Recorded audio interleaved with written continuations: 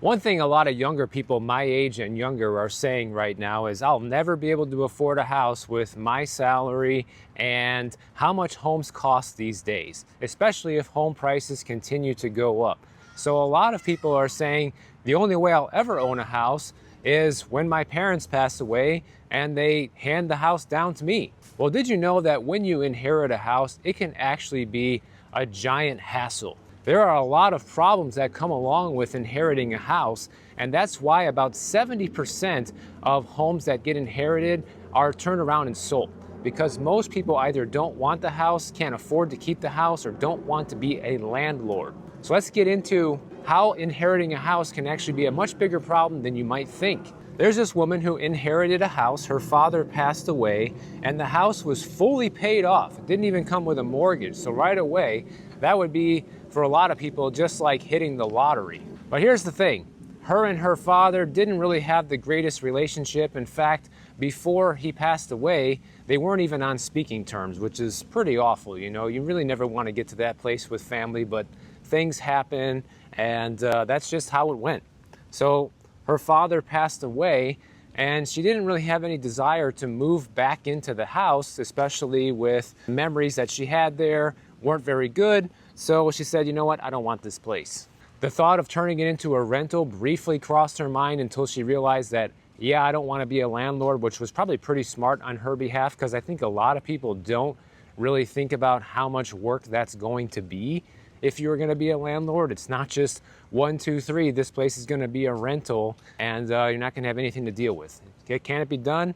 Can you have a more hands-off approach with it with a property manager? Absolutely, but it still takes a lot of legwork to get it going. Also, because she inherited the house, she also inherited all of the stuff inside of the house. Things like antique furniture, sentimental items, clutter, you name it. All the things you can imagine that come with a house that's been lived in for many years. So of course, what she decided to do is she actually sold the house, and she sold it to a neighbor who helped care for her father later on in his life. And they sold the house for only $200,000, which is well below the going rate in the neighborhood. And she said she was happy to sell it to somebody who felt like family rather than selling it to a developer or an investor. Who knows what they're going to do with it, right? They could have just been playing a game the whole time. But you know, if she felt right about it, then that was the person to sell it to. Now keep in mind, this house was sold in 2020, so this was before the big boom in home prices. So if she would have just held on to it a few more years, she could have made a killing probably. But hey, nobody knew that would have been the case. So then, of course, you inherit a job also, because now it's your job to go through everything in the house and decide what you want to keep. If you have siblings, you have to go through it with them in many cases and kind of figure out who gets what, unless there's a will already deciding who gets what. That can take months, if not even years, if there's a disagreement. So there's that aspect to it. And then also just the time that it consumes to do that, right? You have to spend your time getting rid of things and hiring the dumpster company or calling Salvation Army to come and pick things up and donate it. Like, all that takes time. And then actually getting the house listed and negotiating offers and getting it sold. So is there no payoff at the end? Of course not. You're going to make a large sum of money once you sell that house, but it doesn't come without work. And I also just wanted to reiterate here that here's somebody who inherited a mortgage-free house that didn't turn into a cash-flowing rental, and they didn't move in so they could have no mortgage. They decided they would sell the house and take the cash. That is what most people do. And that's why once the baby boomer generation starts to die off, we are going to see the largest uptick in home inventory probably in the history of America. The oldest baby boomers in the United States are on the precipice of turning 80 years old this year, and they're going to be leaving behind the largest amount of real estate that anybody's ever seen. And also, inheriting a house is not a guarantee that you're going to get a big financial windfall either, because depending on the person's financial situation, they may have been living off the house. They might have a reverse mortgage that they've been using to pay their bills. They might have a lot of medical debt and medical expenses that need to be paid off once the house gets sold. There are things that can happen that can really eat away into the potential equity that somebody might get if they inherit the house, to where you're left with a lot less than you think, especially after all the costs of selling the house. And one thing that's still very common, unfortunately, is a lot of parents just don't want to have that tough conversation with their children about what happens when I die, what's going to be the plan, like who's going to get what, how is this going to go. Like, there's a lot of lack of estate planning for everybody. You know, people just kind of put it off and think, oh, I'll have more time, and then next thing you know, you're dead without a plan. And the reason I know there's going to be a record amount of real estate hitting the market as baby boomers pass away is because right now they currently own 19.7 trillion worth of US real estate, which is 41% of the country's total value. So literally almost half of the value of real estate is going to be turned around within the next 20 years, most likely. And even though millennials now make up a larger share of the US population, to put into perspective, they only own about 9.8 trillion worth of US real estate, or about 20% of it. And baby boomers, even today, as of 2024, still account for the largest share of home buyers in America. Just last year, they accounted for 42% of all of the homes that were purchased, according to the National Association of Realtors, whereas millennials only accounted for 30% of all homes purchased last year. So it's not even close. It's not even a contest. Here we have a house that was sold back in 2013 for $1,075,000, and they actually listed it for sale back in 2020 for as high as $6.5 million. And then back in 2024, they listed it as high as $9.5 million for this house. Now, fast forward to today, it's listed for $8.75 million, but still, it is basically a waterfront mansion here in Miami Shores. But is anybody gonna pay this much for the property? I don't know, especially when you're talking a current property tax bill of over $31,000 a year. The new owner is gonna have a six-figure property tax bill guaranteed when they buy this house. And that's one of the other reasons that we'll get into in a little while here, that a lot of people who inherit these homes are not going to hang on to them, is because of the sheer cost. If you already have your own home and then hanging on to another home and paying a second mortgage, a second property insurance, second property taxes, things like that, who wants that? Most people are just going to take the cash and run.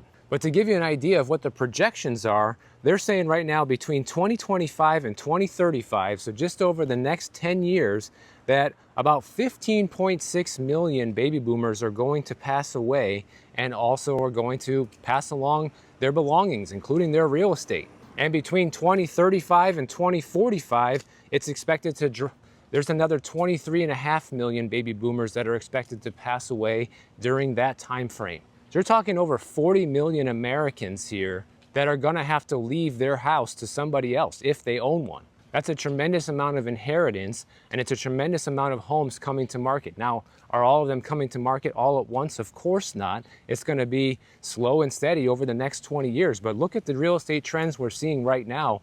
Without a major loss in the baby boomer population, it's already dire straits for the housing market today in terms of getting homes sold. The houses that are getting listed are not selling. People are having to lower the price to get it sold. Imagine what this market's going to look like throughout the next 20 years as we see this entire situation we're seeing right now amplified by a lot. Imagine what home prices would have to be right now if all of a sudden, within the next couple of years, the inventory on the US housing market were to double or even triple. The prices would sink to the floor because buyers would have an abundance of choice and not know what to do with it. And one of the other reasons that people sell the home instead of live in it or turn it into a rental is because there's usually just too much to be done. You know, the house is not in the same condition that the person inheriting it would like it to be in. So there's a lot of work that would need to be done. Maybe the house isn't in the right location. Maybe it's in a different state, away from where they're raising their family and their children, and moving into it simply isn't an option. Let's face it, if you already have a busy life, inheriting a house and inheriting another part-time job, dealing with it, is not really going to be what most people are looking for, especially in your late 40s or 50s. And let's say you're a younger millennial that inherits a home right now, you might not even be financially ready to inherit a home like that because you might not be able to swing it. Say you want to move in, but there's still a mortgage tied to it. You might not be able to afford all the costs associated with that house. And a lot of times a transfer of title will constitute a reassessment, which is going to trigger your property taxes to go up significantly once you take ownership of the house. So just because your parents might have paid a lower amount for the house doesn't mean you're going to inherit their property taxes as well. In many cases, you won't.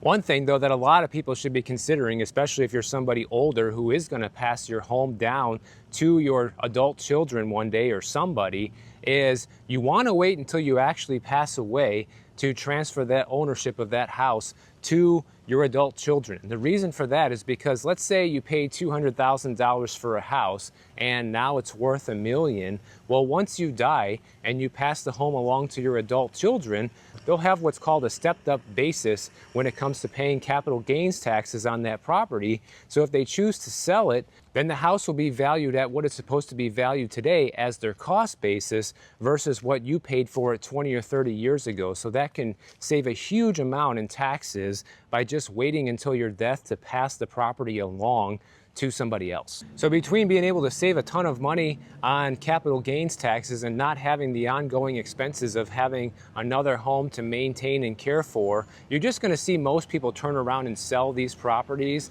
And that's why you are going to see so much inventory come up over the next 20 years. And we're already in a situation right now where there's no housing shortage, guys. There is no housing shortage at all. There might be in some regions of the country, but nationwide, on a nationwide inventory basis, there is no shortage. We are back to pre-pandemic levels of inventory right now. And really anybody who's in their later stages of life that's going to be passing down a lot of their belongings, especially real estate, should speak with some kind of estate planner or estate lawyer and get your house in order before it actually happens, because it's going to make it a lot easier on your loved ones once it actually does happen. There will be a lot less guesswork, and everything that they need to do will be spelled out for them clearly, and will also save them time and money and legal issues down the road.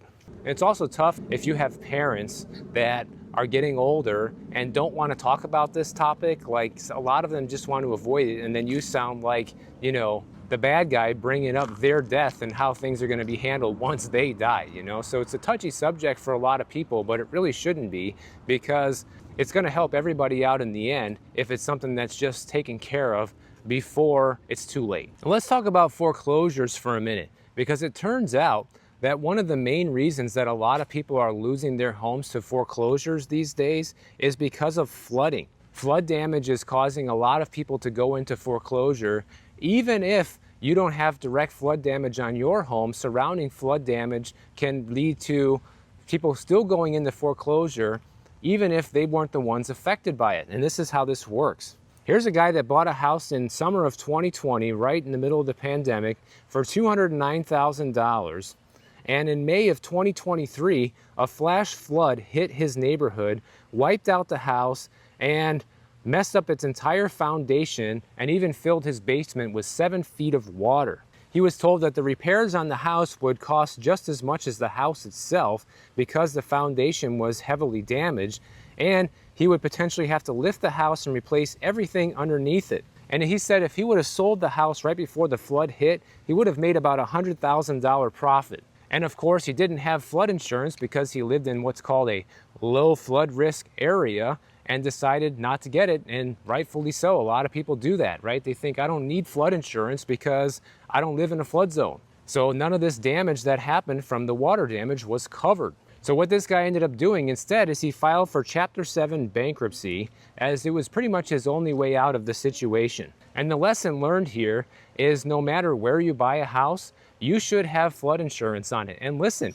if you live in an area that's like not considered a flood zone, that's a blessing for you, because that means you can get flood insurance at a very, very cheap price, because a lot of these FEMA flood maps are just simply outdated, and that's what these insurance companies use to gauge your risk, or they use prior flooding in the neighborhood to gauge risk.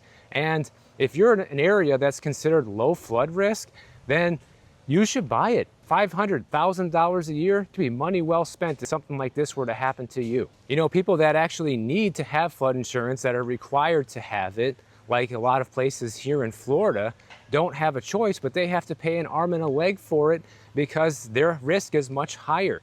But truthfully, anywhere you live could potentially flood.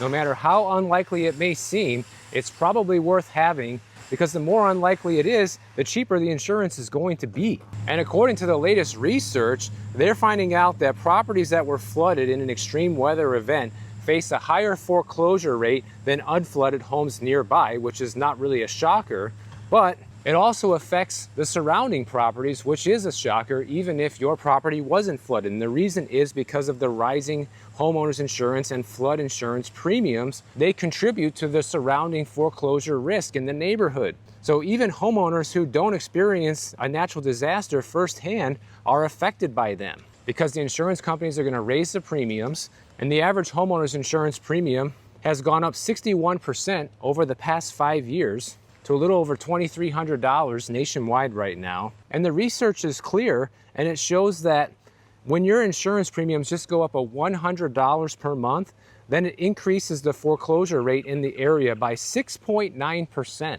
So all these extra added costs directly affect everybody who owns property in the area, whether you realize it or not.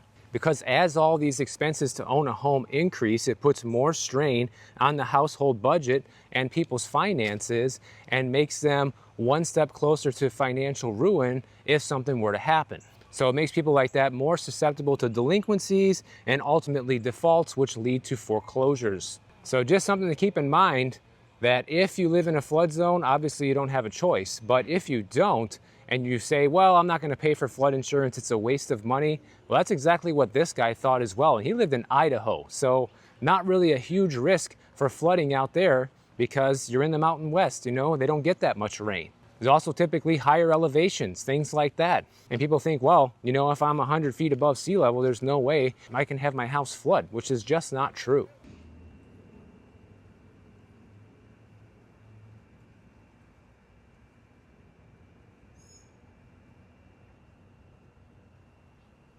Now, we talked about the massive wave of houses that are going to come up for sale in the next 20 years from baby boomers, but what about right now? Who's selling houses right now? Well, it turns out pretty much everybody that's been tired of waiting to sell. People that thought that prices were just going to continue shooting up, which they have not. People who thought that mortgage rates were going to come down. People who are tired of postponing, you know, their life changes after staying put for longer than they wanted to. Even people that have a 3% mortgage rate right now are selling because life goes on. You know, you cannot just hang on to a property solely because you have a 3% mortgage rate. That's just not good enough in many cases. There's also a lot of competition from the home builders right now. They have more inventory for sale this year than they did last year, and they are offering aggressive incentives to get these homes sold. So anybody that's been waiting to sell their house kind of missed the boat in a lot of instances. Does it mean that it's too late and you can't sell? No. It just means that it's not going to be as easy to sell, and you might not get as much money as you would have a year or two ago in most locations across the country. And then there are the people who own second homes and vacation homes. They're unloading these properties now too, because the economy isn't doing nearly as great as it was before. And these homes are more expensive to carry the cost of than ever before. And a lot of them are choosing to sell, especially investors, because they're not able to make the same level of cash flow that they were able to just 2 or 3 years ago. And by the way, if you are somebody who's looking to buy or sell anywhere in the United States, feel free to use my link down below. It's 100% free. I can set you up with a real estate agent in your area at no cost to you. And many people have written me and said how useful this service has been, and it doesn't cost you a dime. And if you use it, it ends up helping the channel. So thanks if you do. And, you know, going back to just the sheer cost of what it takes to continue to maintain and pay for a home is also prompting a lot of people to sell these days, because when you just look at how much property taxes and insurance alone have gone up, a lot of people are looking at this and saying, You know, these expenses have gone up 30 to 40% and my income's only gone up 20%. It's just not enough to keep up. I'm spending a larger chunk of my income today on my house and my house payment than I was 5 years ago. Maybe it's time to downsize or go back to renting, especially when you see houses in your neighborhood renting for less than what you're paying for a mortgage. Also, shout out to my buddy Ben. He keeps asking me about this, and here's your answer to it.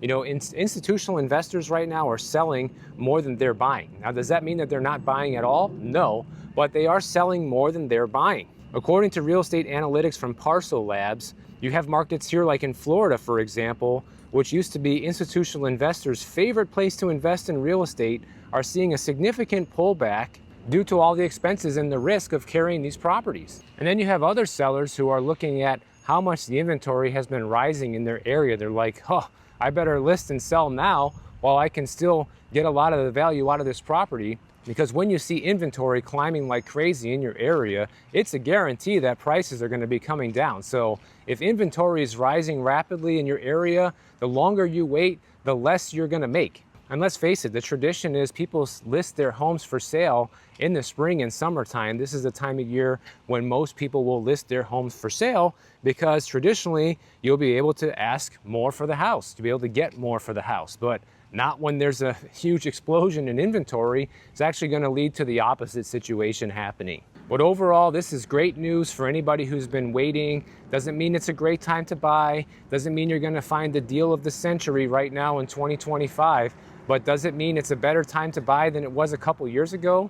In most instances, yes, it is. Just from the choice and the availability of homes for sale alone.